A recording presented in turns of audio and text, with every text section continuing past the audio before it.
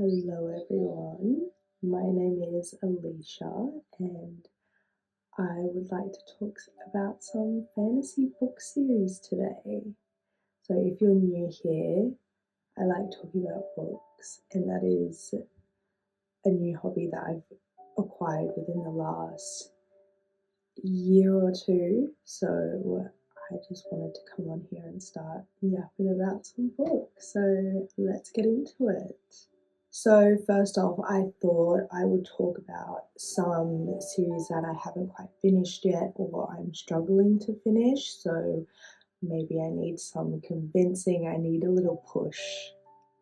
I need a little push into the series because I know they have such amazing reviews, especially this first one we're going to talk about, ACOTAR, A Court of Thorns and Roses by Sarah J. Maas.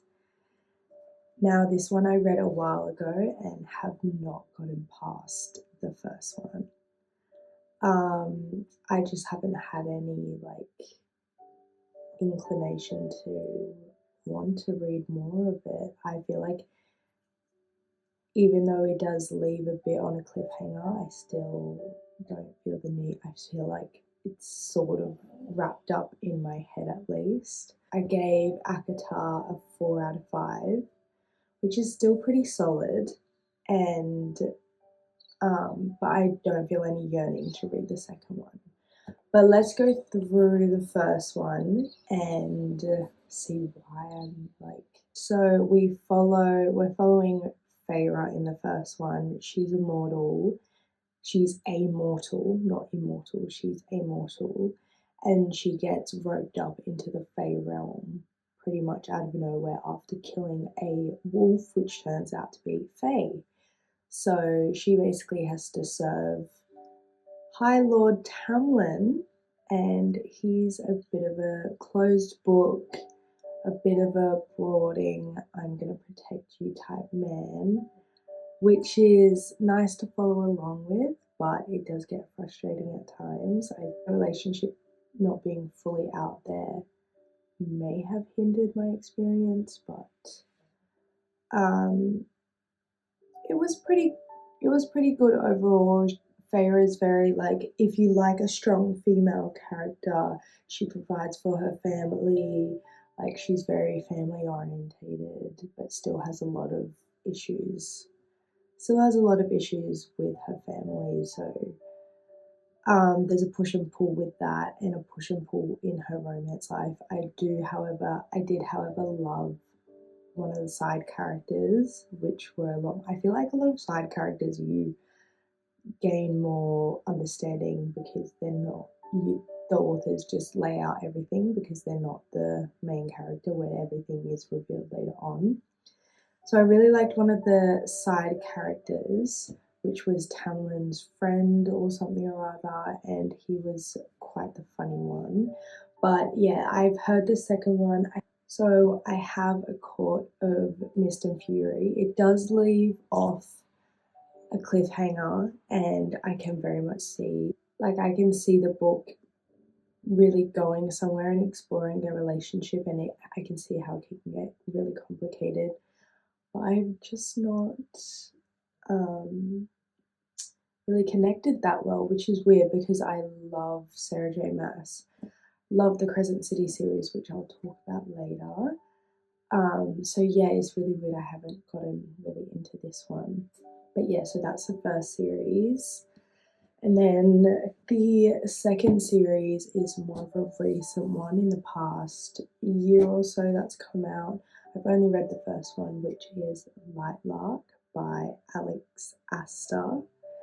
So this one I gave a 3.75 out of 5, which I thought it would be higher, but I think because it has such reoccurring themes within this book, I was kind of expecting a little bit more, so I was a little bit disappointed, but I still very much love this. It's about, you follow 6 rulers of 6 realms, I believe it's 6, yeah. 6 realms, and every 100 years this island pops up for 100 days where they all fight these in these games, and they fight against this riddle because all of them has a curse against each realm. Each realm has a different curse, and they're trying to break that curse on Lightlark, on this island. But they have to work together, but they also, one of them has to die as well, which is in the riddle. One of the rulers has to die.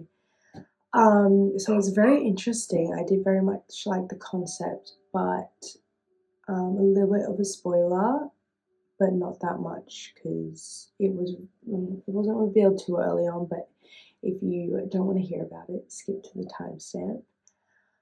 But I feel like the reoccurring theme of her name in the audiobook was Isla, but in my head her name was Isla, so I'm just gonna call her Isla. So Isla doesn't have any powers, and she basically has to like deceive all of the other rulers that she does have powers, so she doesn't seem weak and isn't a target. Which is very much, I feel like, a reoccurring theme in a lot of fantasy books, especially with how popular Powerless was, and we have that theme in there as well. I just felt like I was just reading a little bit of the same story, but I really did like this book because there is so much betrayal. You don't know who's lying, you don't know who's telling the truth. The romance, you have a love triangle, and you're kind of rooting for one. I was definitely rooting for the darker one, of course. I feel like everyone kind of was and is, because I need to read the second one. I would, even though it was a 3.75, I do really want to read the second one and see where it goes and see, like, they wrapped up this part of the story, but where is it going to continue? That's what I would like to know.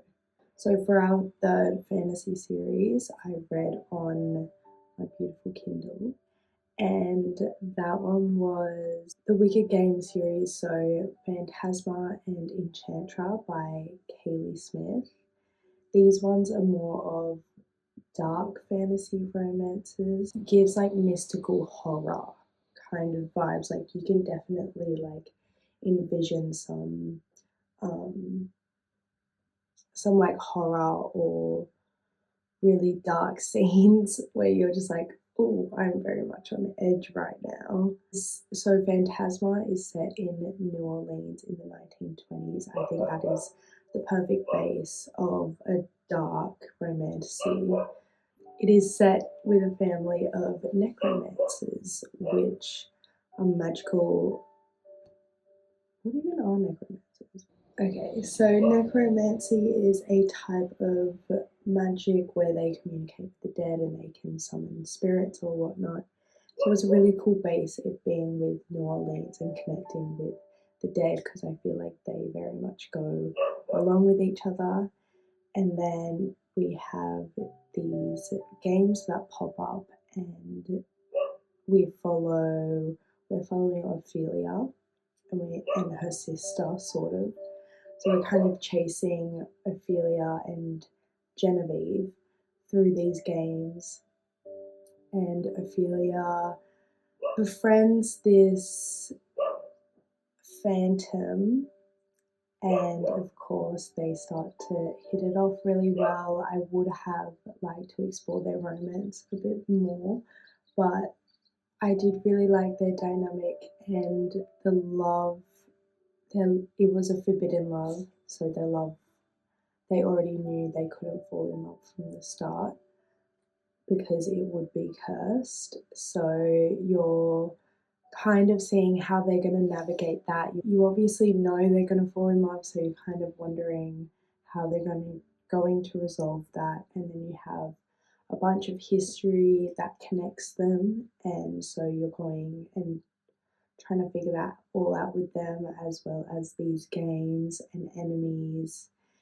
And I love how she set out the contestants and their personalities and clashing and everything, the way you hate them as much as Ophelia does. So they're kind of along with the ride.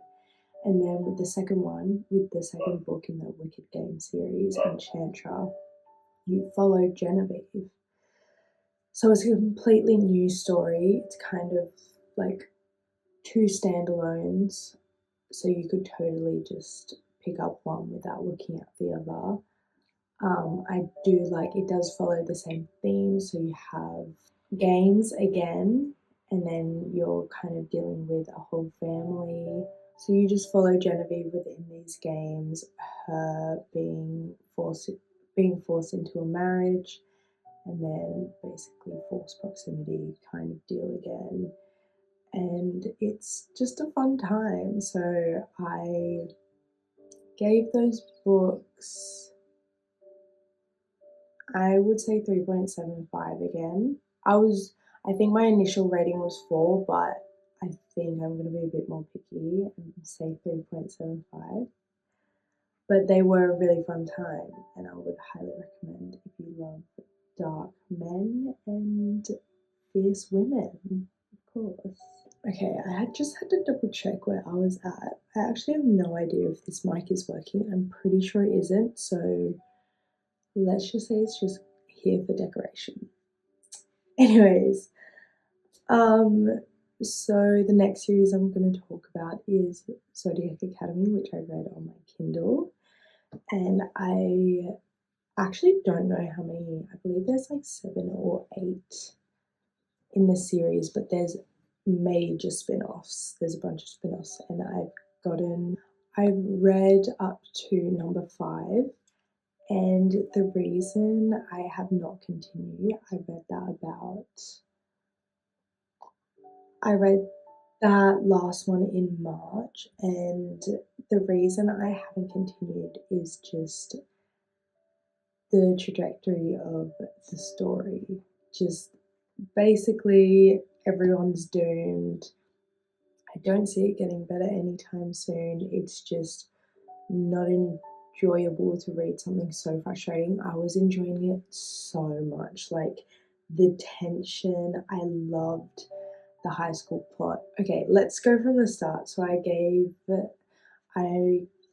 like every book a 4, between a 4 and a 4.5. So I was loving these books. You follow the Vega twins, so you have Darcy and Tori. Yeah, so we follow Darcy and Tori, who get accepted into a. Editing Alicia here. I literally realized I explained Zodiac Academy so badly, and I could not get to the fucking point if it was marked for me. Like seriously. Anyways, you follow Tori and Darcy, they're twins in the mortal realm. They get taken to the Fey realm, where they get accepted into Zodiac Academy because their parents were king and queen, and they are the long lost princesses. And then once the king and queen died, they decided they needed to set up a new government. So they got a powerful fae from each element: water, fire, air, and earth. And then the sons of those rulers are going to Zodiac Academy. And so Tori and Darcy naturally have enemies now that they did not ask for, they did not want, but naturally, because they are the long lost Vega twins, the long lost princesses, they're like, oh, so who's gonna rule now? The princesses or the sons who have been training their whole life because they're heirs to rule over their world. So that's the whole premise of this fucking story that I couldn't get out apparently. And so you're just following them through the university. They're rivals, they're like trying to manipulate each other, stuff like that. So much fun to read about. That's what I wanted to say. Yeah. You basically follow their journey of harnessing their magic, them so behind everyone else. I loved this story, but it got to a point where bad thing was happening after bad thing, and I was just like, I need a break. And now it's been like it's been like a 2-month break, but I still don't know if I can go back. Just the doom after doom, like there's corrupt government, corrupt fae. It's very like betrayal. I'm just like, I don't know at this point how it's going to resolve itself, so I'm scared of reading it, even though I absolutely loved it. Okay, let's stop talking about that one. The Once Upon a Broken Heart series. So you've got, it's a trilogy, so you have Once Upon a Broken Heart by Stephanie Garber, and then you have The Ballad of Never After and A Curse for True Love. Yeah, I feel like I've been talking forever, so I'm just going to try and get through these. So the Once Upon a Heart series, the trilogy, so this was a 4.5 series for me. I love this series because it's very different to a dark romantasy if you just think of the opposite of that. So very whimsical. It feels like you're stepping into a Disney movie. So you follow Evangeline. She very much believes in love. Pretty gullible, pretty naive, but you kind of envy her because you're just like, oh, I just want to be that naive about love. And then so she makes a deal with the Prince of Hearts, and he is a fate. His real name is Jax. Well, Prince of Hearts, Jax, same person. And she just gets thrown into this whirlwind of having this deal with this fate and trying to fall in love as well. And then you don't actually know if Jax his feelings are true or not.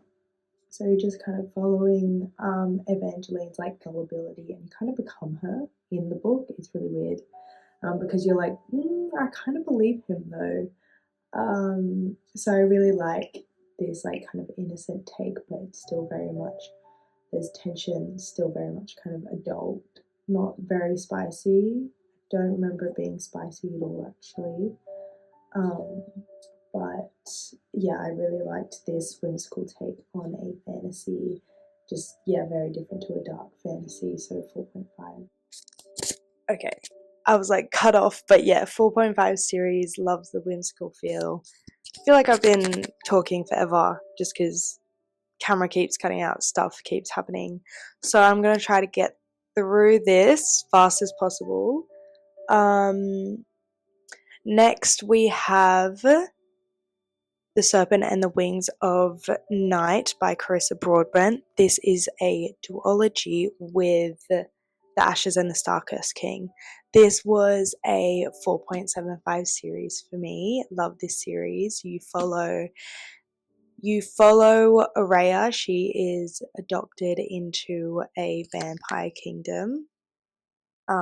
She's adopted by the king, by the Nightborn vampire king, and everyone was like, what are you doing?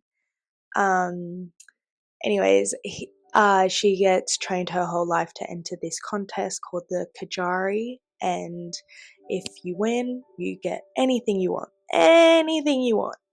And she gets put and trained into this contest, and then during it, she meets Rain. He is dangerous, he is a vampire killer, he is efficient, but he's also, of course, a cutie pie. You kind of fall in love with him, but of course it's a forbidden love because only one can win. Everyone else basically dies. So yeah, you kind of follow, you're rooting for them, but you're also like, what the hell is going to happen? And so she's fighting for the pressure of her dad to win this, but also she is strangely drawn to this beautiful vampire man. But of course everyone knows she's human because she doesn't have wings, she doesn't have their sort of powers, whatever. So she's trained and trained and trained. She's ready for these games, and she's fierce. If you like a strong female character, love her. And Rain is as much of a dangerous vampire he is. He's a little cutie. And then there is a massive betrayal at the end, which just topped it off for me. like that twist, I was just jaw on the floor, did not see that coming. And then in the second book, you kind of follow that betrayal, follow their story, and try to work out everything and the push and pull of I'm still very much drawn to you, but the twist did not see that coming. So 4.75, but was definitely a 5 at one point. I think everyone saw this series coming. Powerless by Lauren Roberts. This is a trilogy. So you have Powerless, and then you have Reckless, and then you have Fearless, and then you have a novella, Powerful, which is just a little side story of one of the side characters, Adina, which is Peyton's best friend. So with Powerless, you follow Peyton. She is an ordinary, no powers in an elite society where if you have powers, you're an elite, you're basically better. But the king wants this to be an exclusive elite society, no ordinaries, so Peyton is definitely on the outskirts.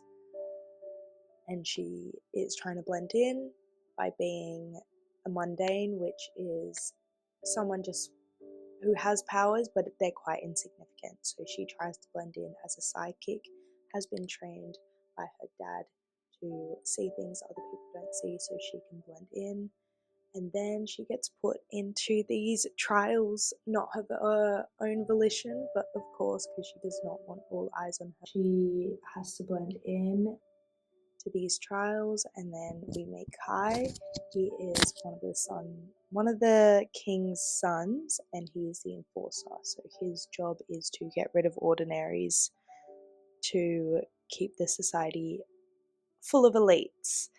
And then the other brother is the prince, taking on the role of the king when he passes or whatnot. And so you kind of fall in love with Kit, the other brother, because he just wants to do right by his kingdom, and he just wants to do right by his dad, or what he thinks is right.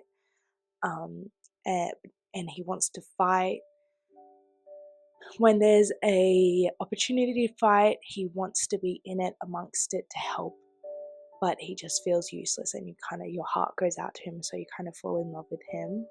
But what I love about this series is the way Lauren Roberts writes. The way she describes falling in love is like you wish you had the words to comprehend falling in love, but she kind of, it's like she makes you believe in love. Like she makes you believe that they are each other's vices, and they will, as much as they are separated, they will find their way back to each other. And that's what I love about this series. And what I love about Reckless, there's such a war going on in Kai's head. Peyton's just completely running, and then you explore other realms and you get to introduce to new characters. And then the cliffhangers on both Powerless and Reckless, immaculate, like insane. So that's definitely a 5-star series for me. And then we're going to talk about our final series, which is the Crescent City series. So this is a trilogy. You have House of Earth and Blood. These are by Sarah J. Maas. House of Earth and Blood, House of Sky and Breath, and House of Flame and Shadow. It is kind of annoying that this one does not come in the smaller size, and I don't know why they did that, and it bothers me a little bit. But we soldier on, apparently. I really like this one because it's set in modern day, so you're kind of thrown into the world and you can just kind of envision yourself in it, but there's still a lot of world building, a lot of fae to learn about.